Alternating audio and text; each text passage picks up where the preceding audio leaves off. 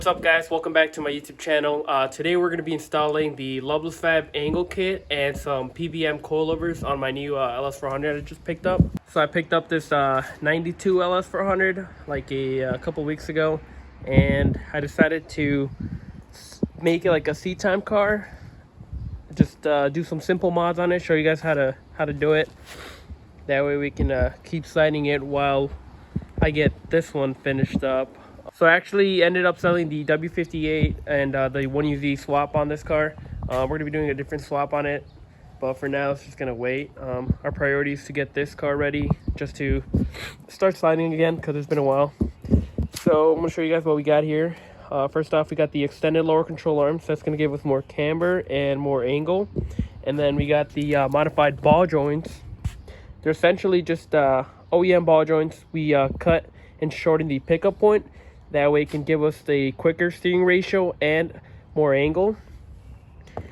And over here we got some new Toyota Corolla / like RAV4 inner tie rods with the extended lower control arms and the angle ball joints.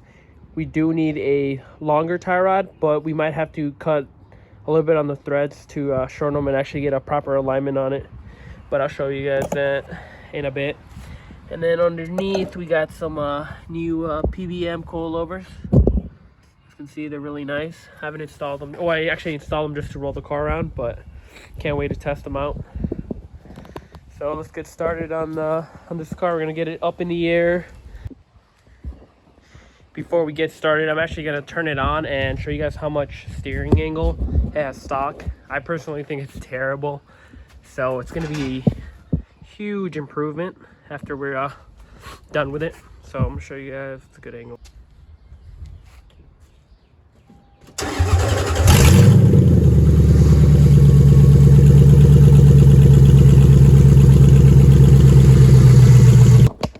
So that is it. That's how much angle the Ls400s come with stock.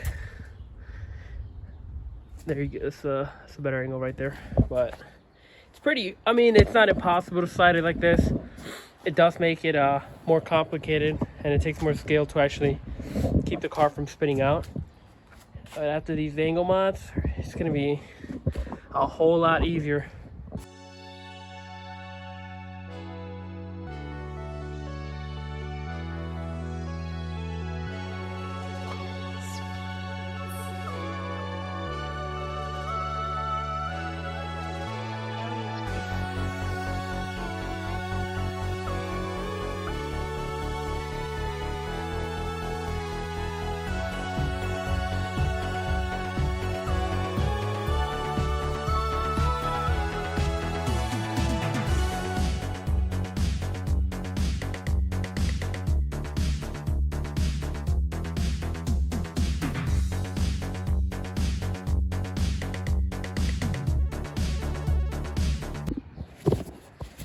All right, we're just gonna give it a quick look.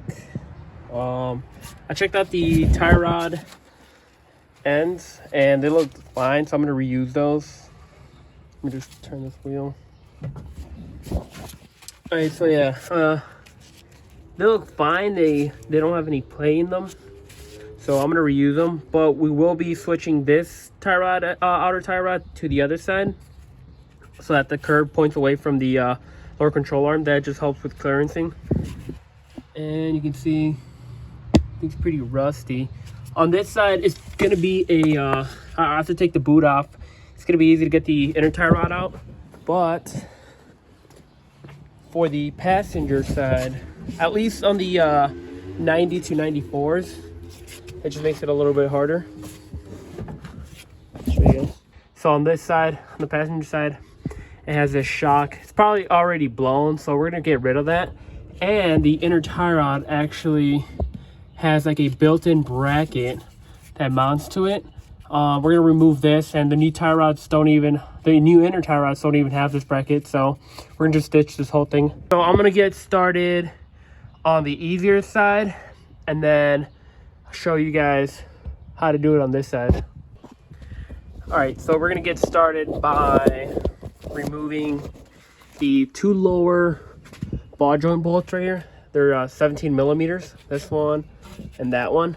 That way we can get the spindle, the rotor out of the way, and it gives us more room to get the, we're gonna get the shocks out so we can put in the coilovers, get the lower control arm, disconnect the tension arm. We're gonna have to disconnect the lower control arm from over here too. So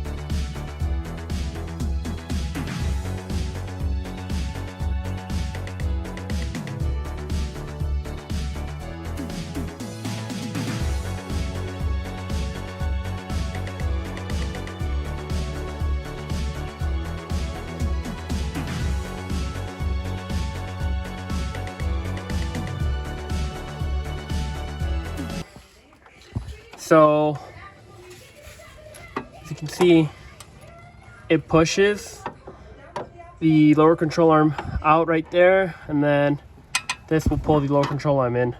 I'm going to end up actually just pulling the lower control arm in all the way to minimize the camber since they're already extended. I don't want to run too much camber. I'll show you guys real quick more. That's all the way maxed in. And then this would be all the way maxed out. Like about right there. This also can help you adjust your toe. So we're gonna do that at the end.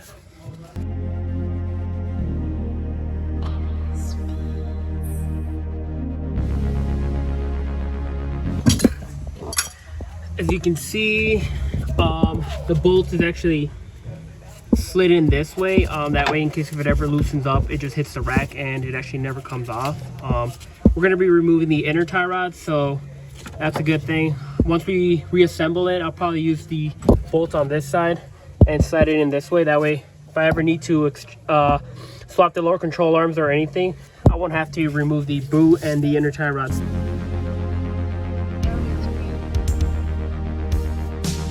All right, cool. So I got the boot clamp off and I slid it out. I'm leaking a ton of fluid. My power steering right now is hard to turn, so I'm hoping the rack isn't blown. If it is, I have an extra one that we'll swap in later. Yeah, it looks like it's gonna be not looking forward to replacing the rack if it is busted. This is the inner tie rod. There is a tie rod tool where you slip in like a washer and then you slip in the whole tool to get them off, but I'm gonna go ahead and try with this crescent wrench first. Hopefully it can get it out. Not, then I'll bust out the tie rod tool. On this side, for sure, the tie rod tool will not work, so we're gonna have to use the crescent wrench or some vice grips to get it off, because the tool essentially slips over, and with this bracket being here, it's in the way and you can't actually slip the tool in.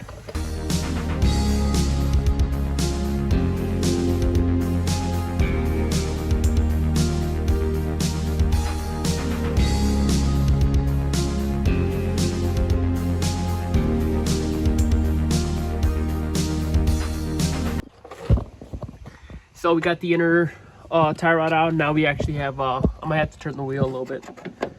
Or, no, we got enough clearance. Oh, there goes the control arm. Got the eccentric bolt out. You can see it, that's what I mean. It rotates and it pushes the lower control arm in and out.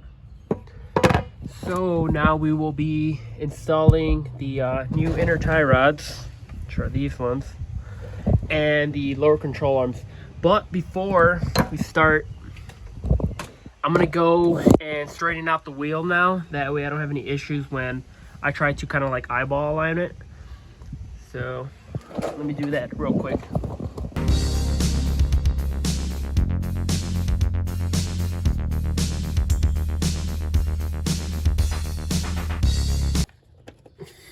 You can just go ahead and slide it in. Do not fully tighten this yet. Once we get the spindle on there and the coilover, we'll go back and tighten it. Now we'll be installing the ball joint. You might have to hammer this a little bit, or if you cut off the whole shield, it's actually better. It's gonna go something like that. You're gonna want the kind of like the curve going in towards the car. So it's gonna go like that.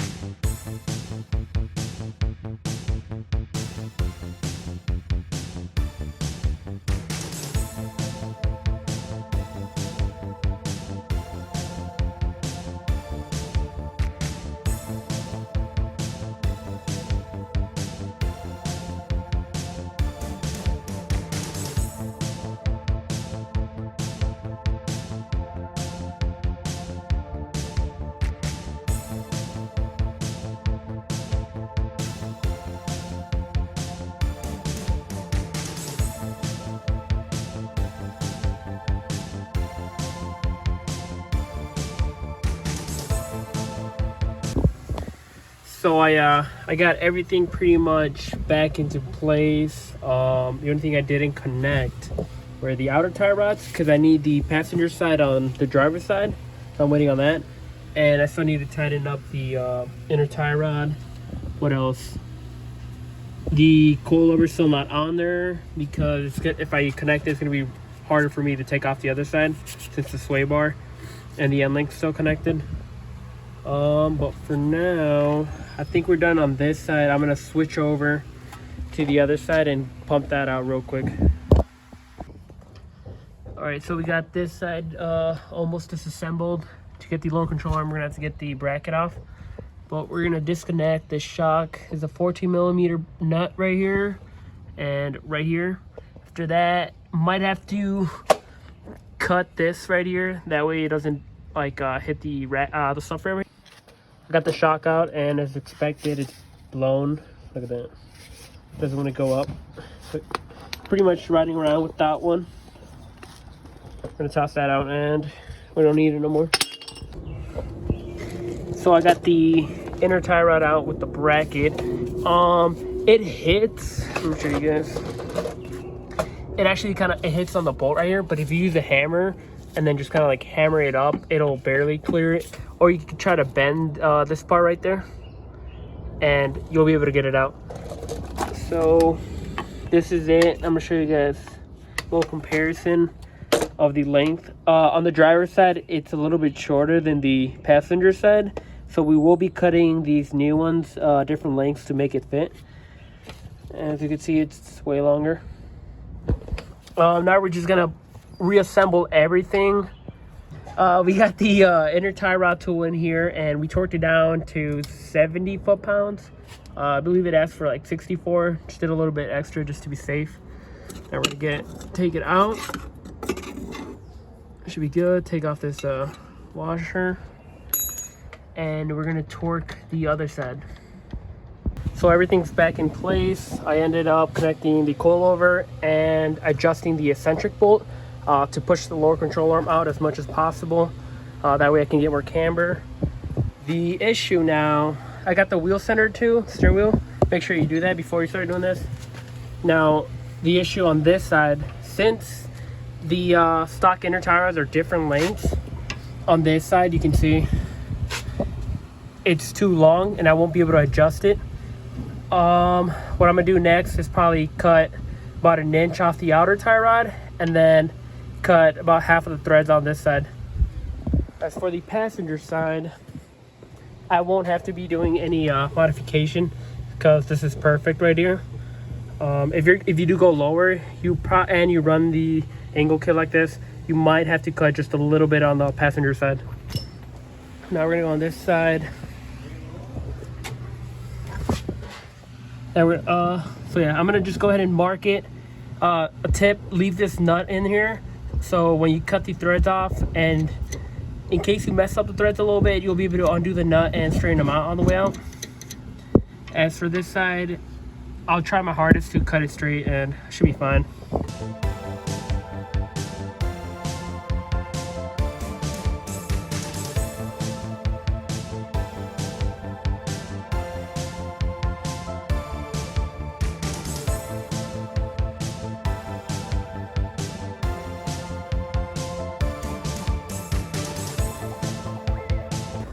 Alright, so we cut the outer, if you can see.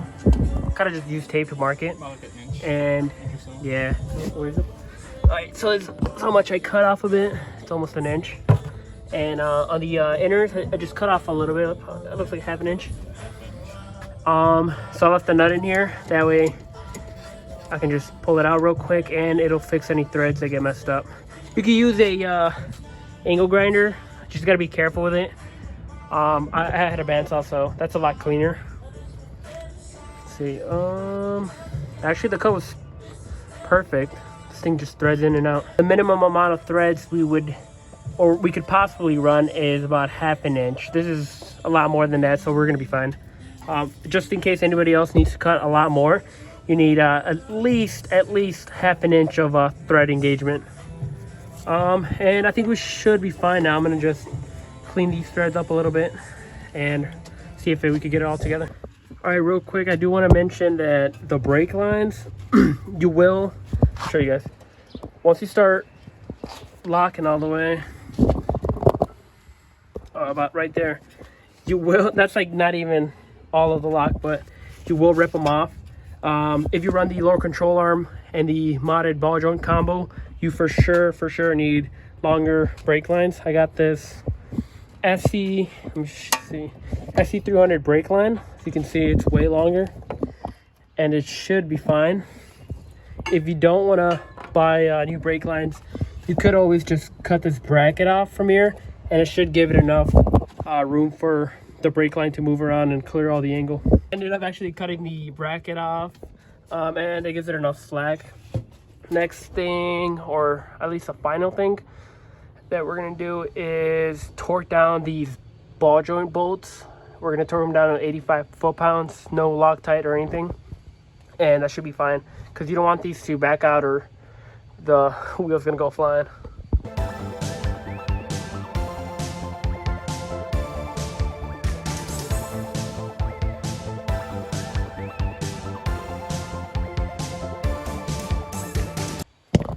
So that's about it. We're gonna be putting on the wheels now.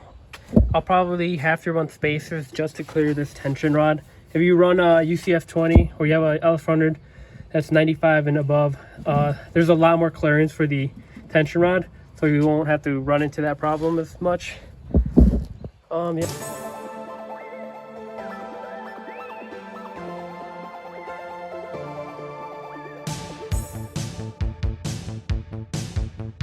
hopefully. Alright, so we put on the wheels and I couldn't even get full lock. Tire hits right there. We're going to be running a 15 mil spacer. Hopefully that clears it. If not, we're going to jump to a 20 or 25.